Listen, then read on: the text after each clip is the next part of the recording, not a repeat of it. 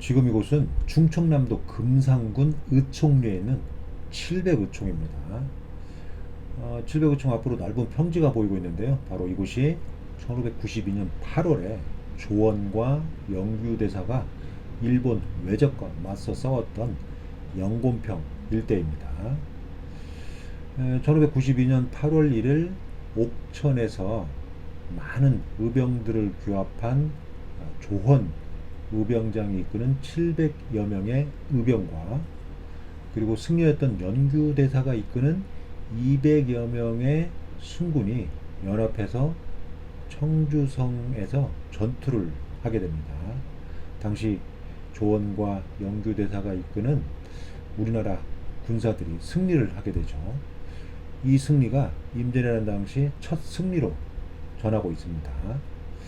당시 관련 기록을 보면 비가 부슬부슬 내리는 저녁에 향수를 불러일으키는 전략을 써서 청주성을 의병과 승군들이 일제히 공격을 해서 아주 어렵게 탈환을 한 것으로 이렇게 사료에 기록이 되어 있습니다. 제가 예전에 제 은사님이셨던 정용호 교수님과 함께 청주선 전투, 조원 의병장, 또는 영규대사 의승장, 옥천 가산사, 공주 갑사, 그리고 바로 지금 이곳인 칠백의총과 관련된 연구 과제를 진행한 적이 있었고요.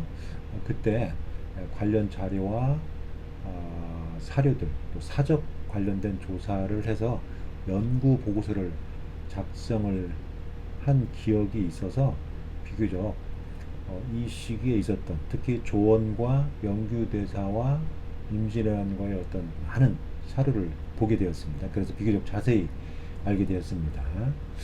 어쨌든 1592년 8월 1일 청주선 전투에서 승리를 했는데 승리의 기쁨도 잠시였습니다.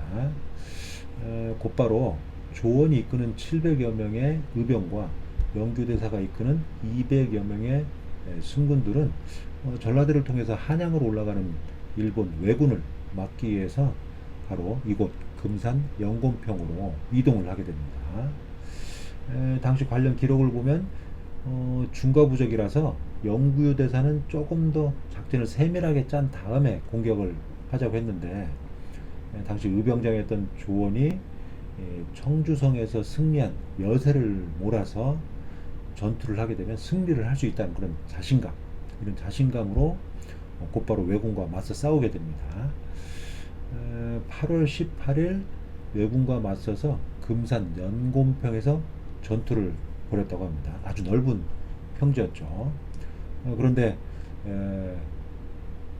중과 부적이었습니다. 너무 큰 군사력의 차이가 있었기 때문에 패배를 하고 맙니다. 의병들은 모두 전무를 했고 영규대사는 겨우 살아남아서 후위를 기약하기 위해서 상처, 창자가 흘러내리는 그런 상처를 입었다고 합니다. 그 창자를 휘어잡고 이끌고 본인이 머물렀던 공주 갑사로 가서 후위를 기약하려고 했는데 결국 가다가 길에서 죽고 맙니다. 오늘날 영규대사가 죽은 그 자리에 무덤이 만들어져 있습니다. 아주 큰 봉분 형태의 무덤이죠. 일반적으로 승려들을 하면 당시 탑 구두를 세워줬는데 이 영규대사는 아주 특별한 경우에 해당이기 때문에 나라에서 바로 봉분 무덤을 만들어줬습니다. 어쨌든 영곤평 전투가 있었던 4일 후에 조원의 제자들이 수많은 이름 없는 의병들의 시체를 거두어서 무덤을 만들어 주었고 그리고 칠백의총이라고 했습니다. 이름을 알 수 없는 영웅들의 무덤이라는 의미라고 할 수 있겠죠. 의총이니까 주인공을, 무덤의 주인을 알 수 없는 무덤일 경우에 총이라는 용어를 사용합니다. 그리고 조원의 무덤은 현재 옥천에 있습니다. 옥천의 낮은 능선상에 있는데요. 신도비와 함께 묘비가 있는데 예전에 조사를 하는 과정에서 탁본을 했던 기억이 있습니다. 어쨌든 그 이후에 1603년에 중봉 조원선생 일군 순우비가 세워졌고 1634년에는 순우단이 그러니까 단이 설치되어서 제사를 올리게 되었다고 합니다. 그리고 1647년에는 나라에서 종용사를 세워서 700의사의 위패를 모시게 되었고 그 이후에도 제사를 올리는 전통이 이어졌다고 하죠.